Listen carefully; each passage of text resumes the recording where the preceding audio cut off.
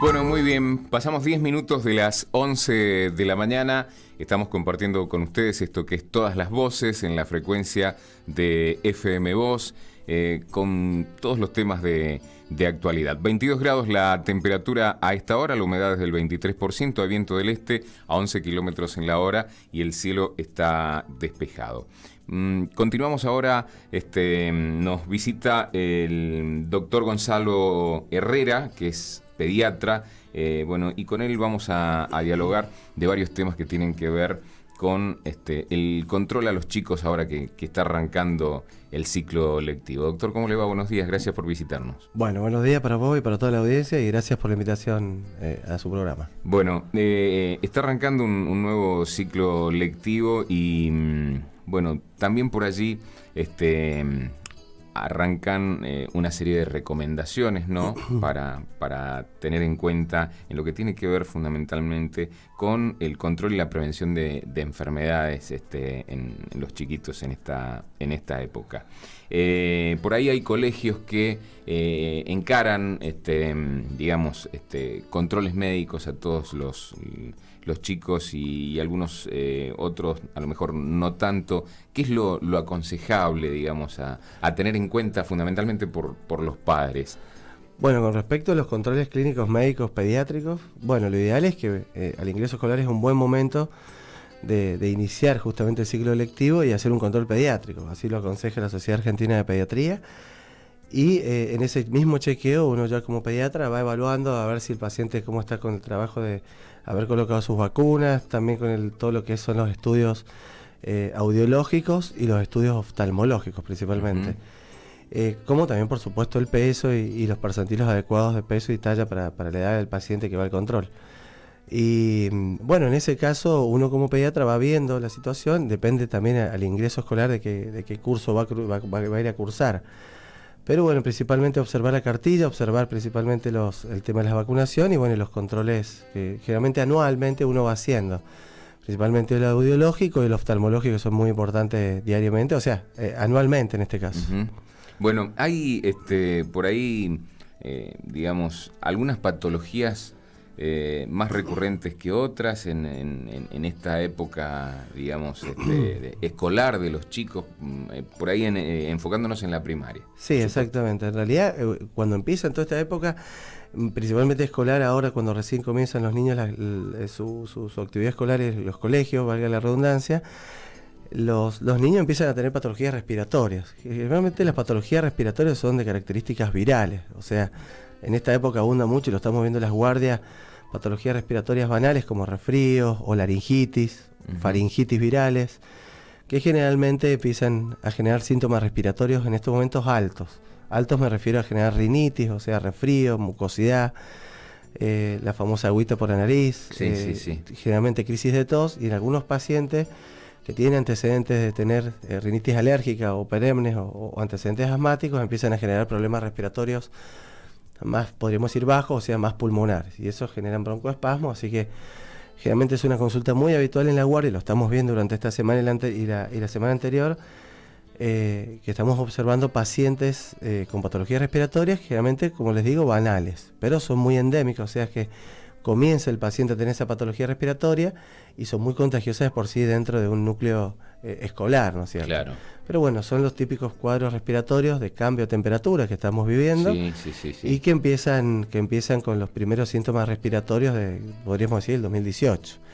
Así que son acá hay cosas que me parece que los docentes por ahí tendrían que conocerlas para poder advertirlas y evitar por ahí lo que mencionabas, el contagio por ahí de un grupo de chicos en toda el aula, porque a lo mejor uno llegó con alguna patología de estas características. Generalmente son cuadros virales y los cuadros virales tienen la predilección por ser muy contagiosos dentro del núcleo familiar o escolar.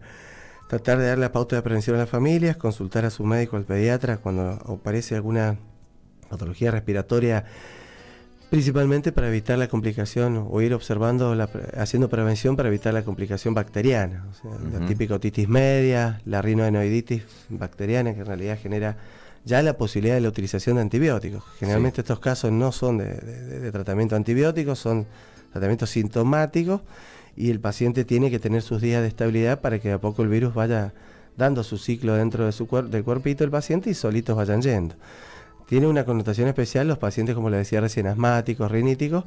En esos casos, como pediatras, aconsejamos cuando empiecen con síntomas respiratorios bajos, ya comenzar con los tratamientos que generalmente tenían como preventivos, consultar, por supuesto, que es lo ideal, con su neumonólogo de cabecera. Seguro. ¿Se vienen incrementando los casos de alergias? Sí, todos los años yo por lo menos en mi consultorio y en el sector privado donde yo trabajo, observamos anualmente mayor cantidad de pacientes riníticos, con exantemas, con dermatitis atópicas crónicas, con fiebre adeno, o sea, en todas patologías respiratorias, inmunológicas, alérgicas, y también desemboca mucho en algunos pacientes a la broncoobstrucción crónica y a la posibilidad de ser pacientes asmáticos.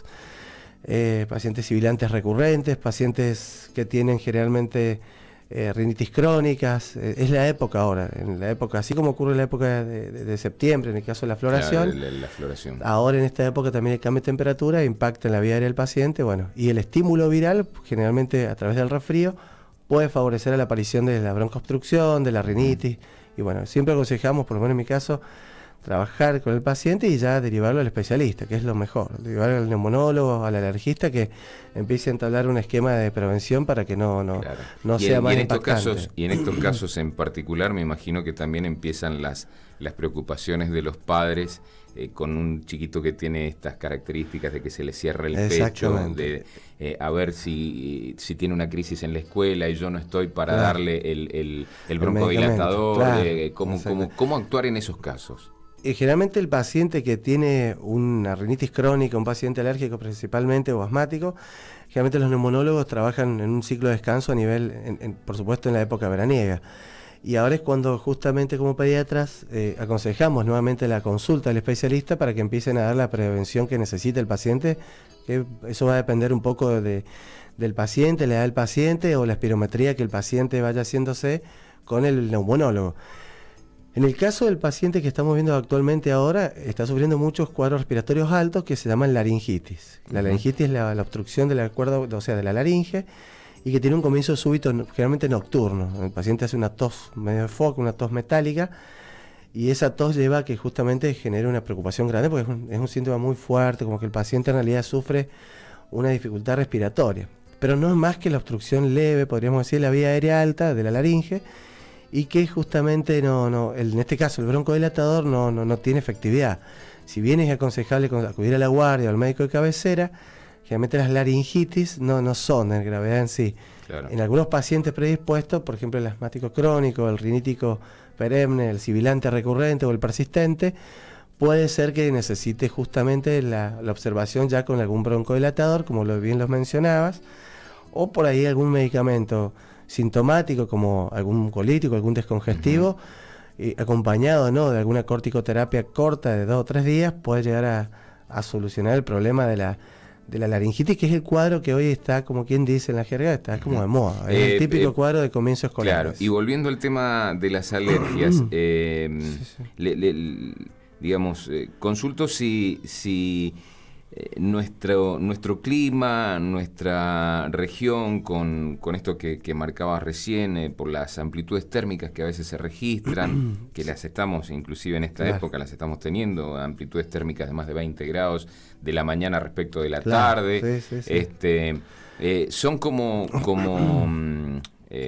digamos, influyen mucho más digamos, en este tipo de patologías. Sí, por supuesto. Nuestro clima es un clima propenso a que el paciente sufra mayoritariamente estos problemas respiratorios, un clima seco, donde abunda muchísimo el polvillo en el ambiente, y eso es lo que favorece en estos casos, desde el punto de vista neumonológico, la aparición de la rinitis y la desembocadura del asma.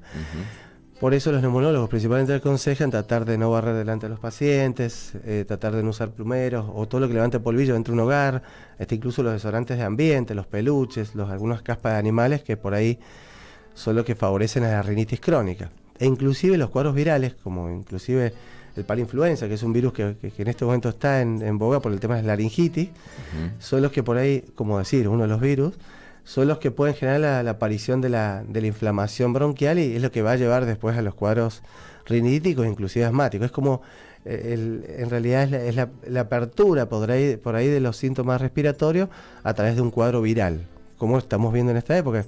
Vuelvo a repetir, son cuadros virales que no tienen generalmente no tienen el tratamiento antibiótico como un cuadro bacteriano. Claro. Pero bueno, está buena la pregunta, es que por ahí en esta época empiezan los cuadros alérgicos. El cambio de temperatura, la disparidad térmica de la noche hacia el día lleva justamente a la aparición de estos problemas riníticos, asmáticos y crónicos en el paciente. Y eso puede llevar justamente a la utilización de los preventivos que nuevamente el neumonólogo seguramente va a implementar de a poco. Seguro. Y decís que es lo que se viene advirtiendo por ahí en las consultas. Claro, esto ha sido un afluente de gente, de pacientes que han llegado hacia las consultas, por lo menos en el sector privado, todo lo que son patologías respiratorias altas. Muchos casos de debut de laringitis agudas, generalmente de noche ocurre ese cuadro, de rinitis, el famoso resfrío con agüita sobre la fosa nasal anterior, mucho catarro, el famoso catarro vía aérea superior, que por ahora, gracias a Dios, vuelvo a repetir, son cuadros virales, son cuadros banales, y que bueno, ¿Cómo tiene se su control. distingue un cuadro del otro? Es decir, a ver, ¿cómo advierto yo si mi chiquito tiene rinitis y que es una cuestión virósica o es una cuestión alérgica y que tengo que encarar otro tratamiento? ¿Cómo? Está bien, es una pregunta muy interesante, muy buena, porque por ahí los cuadros son muy semejantes. Realmente el cuadro viral va acompañado de decaimiento, falta de apetito, hay generalmente algún síndrome febril nocturno, generalmente hay una línea de fiebre 37,5-38, o sea, una febrícula. Empieza a generar decaimiento y el niño tiene una rinitis, generalmente que puede generar drenaje postnasal, o sea que si uno le abre la boquita al bebé o al niño con un baja lengua, observa que hay generalmente drenaje postnasal, observa que hay generalmente muchos estornudos que también se asemejan, o sea, los síntomas por ahí son muy similares. Por eso, Lo que sí similares. sabemos que por ahí el niño que es alérgico, después del estímulo ese viral, que nosotros estamos viendo, esa famosa rinitis, el famoso resfrío, el paciente después puede empezar a debutar con una rinitis crónica ya más alérgica. Es como que el sistema inmunológico empieza a reaccionar a través del cambio de clima y el estímulo ese viral, a través de ese resfrío, y empieza el paciente a generar sus cuadros. La presencia, por ejemplo, de fiebre puede ser una cuestión que también sea... El cuadro viral generalmente hace fiebre, una referencia, no es para preocuparse, no es que sea sinónimo de gravedad ni que el paciente esté pero por más eso, complicado. el cuadro alérgico no. Realmente una alergia no lo hace, generalmente. Hay algunas alergias, pero no tanto de ese tipo, que pueden llegar a ser un síndrome febril, pero no tanto, o sea, no una rinitis alérgica. Claro. La fiebre va acompañada de cualquier cuadro viral y no porque tenga ni siquiera magnitud de la fiebre sea sinónimo de gravedad. Un cuadro de estos virales, como una laringitis, puede ser 39 grados, por ejemplo, de fiebre, 39,5 y no tener sinónimo de gravedad. Sí es bueno ir controlando al paciente, principalmente el más pequeño, que no tiene una buena expectoración, o sea, que no sabe expectorar, porque el moco puede favorecer a la sobreinfección bacteriana. Por ejemplo, un paciente que debuta con un cuadro viral, con un resfrío, con una laringitis, que hace un síndrome febril de 1 o 2 días, que es totalmente esperable, y que después, supóngase a los 5 o 7 días, recrudece el cuadro con muchísima fiebre y que el moco vaya variando de color, por ejemplo, que puede llegar a ocurrir también en un cuadro viral, el paciente puede tener, por ejemplo, podemos estar en presencia en la sospecha de alguna sobreinfección bacteriana. Llamémosle una bronquitis o una famosa otitis media, que es un cuadro que ya necesita la antibiótico terapia secundaria a todo esto. O sea que el virus puede atravesar y generar la aparición de cuadros bacterianos a los días, o puede generar la aparición de, por ejemplo, de broncoespasmos, de cuadros respiratorios más bajos en algunos pacientes que están predispuestos o que son asmáticos de base o riníticos. Y como secundario final, después de que pasa el estímulo viral, o sea, de haber generado la enfermedad del resfrío y la laringitis, el paciente puede, en el caso que sea un paciente alérgico, que sea asmático, el paciente puede empezar a debutar con sus crisis que generalmente hacen anuales, y ahí es donde como pediatras aconsejamos la interconsulta con el neumonólogo, que es muy importante.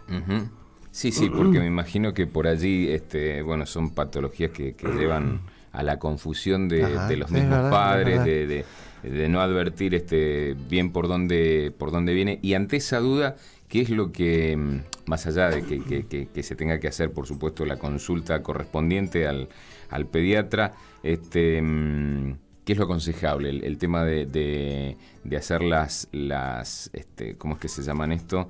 Los exámenes para saber si es alérgico a determinadas nosotros, cuestiones. por ejemplo, está buena la pregunta también. Nosotros también, por ejemplo, después de un cuadro viral o observando que el paciente tiene rinitis crónica, o sea que continúa con ese moquito, con esa agüita que no se ve para nada, por lo menos en mi caso particular, generalmente yo soy un médico que trata de trabajar mucho interconsultadamente con los neumonólogos, que hoy tenemos profesionales muy buenos en nuestra ciudad y trabajan muy bien. Y la verdad que cuando tenemos esa característica de paciente que sospechamos por antecedentes familiares, por antecedentes de vivienda, por antecedentes respiratorios crónicos, nosotros tratamos de trabajar con el neumonólogo, el inmunólogo, o sea, alergista también. Como para empezar a entablar un esquema de tratamiento. Se puede llegar a hacer algún estudio inmunológico, alergológico, generalmente mayores de 2-3 años, por ejemplo un prick test o todos esos estudios, que es el famoso estudio para saber a qué es alérgico, pero en el caso más, por ejemplo en mi caso, trabajo mucho con los neumonólogos para que empiece un tratamiento y un esquema de control. Lo importante es saber derivar al paciente, estar en contacto con los especialistas, que para eso hoy ya muchos tenemos en San Rafael y que trabajan muy bien. Seguro. Bueno, muchas de estas patologías son quizás evitables o se pueden prevenir teniendo en cuenta algunos recaudos, el tema de estas faringitis, laringitis, claro, en esta época. ¿Qué es lo que deberían tener en cuenta los padres ya, teniendo en cuenta que empiezan a bajar las temperaturas en las mañanas? Principalmente trabajar mucho, bueno, en realidad lo que hay que hacer es principalmente en abrigar más al paciente, cuando vaya al colegio. Sé que hay una amplitud térmica muy grande. El niño que va a la mañana y entra a un colegio a las 7:30, por ejemplo, va bien abrigadito, y son las 12 del mediodía y ya hacen capaz que 38, 39, claro. Perdón, 28, 30 grados. Sí, capaz. Exactamente. Y la verdad que en ese caso, por ejemplo, hay que tratar de abrigarlo en la mañana bien y en el mediodía ir desabrigándolo el paciente para que trate de no generar tanta amplitud térmica en su cuerpito. Lo que sí es muy importante, y me faltaba este dato que es clave, también los niños alérgicos, los niños con estas patologías respiratorias, el tema de no fumar delante de ellos. Eso es muy importante, porque cualquier problema respiratorio se agudiza y se agrava con el tabaco, que eso es algo que realmente para un paciente lo va a sufrir mucho, tanto desde el punto de vista alergológico como respiratorio viral o bacteriano. Eso realmente lo va a agravar mucho. El consejo es darle a la familia la tranquilidad que estamos viendo cuadros virales, no son cuadros complicados la mayoría, que son cuadros que tienen su observación y que generalmente no debutan con cuadros bacterianos. Pero bueno, aquel paciente que es un niño broncoespasmo crónico, que es un paciente asmático, que es rinítico crónico, bueno, esta patología respiratoria es como que se puede acrecentar, llamémoslo así por decir, en su cuadro pulmonar. O sea, puede hacer más broncoespasmo, puede necesitar, hasta incluso en las guardias hemos observado pacientes últimamente que necesitan un poco de oxígeno, alguna medicación en forma de corticoides inyectables, como para sacar de alguna crisis de broncoespasmo. Exacto, que son complicadas, pueden ser complicadas, ¿no? Sí, por supuesto. Algunos pacientes, la verdad que empiezan a debutar con más proceso respiratorio y generan estos problemas. Por ahora creo que todavía, todavía no se ven problemas bronquiolares, que eso es un poco más avanzado, podríamos decir, donde ya el virus actúa más a nivel pulmonar, generando un cuadro respiratorio un poco más fuerte y más ¿Cuáles son severo. Los picos estacionales, digamos, de estas enfermedades en el año? Generalmente ahora vemos cuadros virales muy de vía aérea superior. Por ejemplo, laringitis, faringitis, otitis virales, rinitis virales, rinoadenoiditis virales.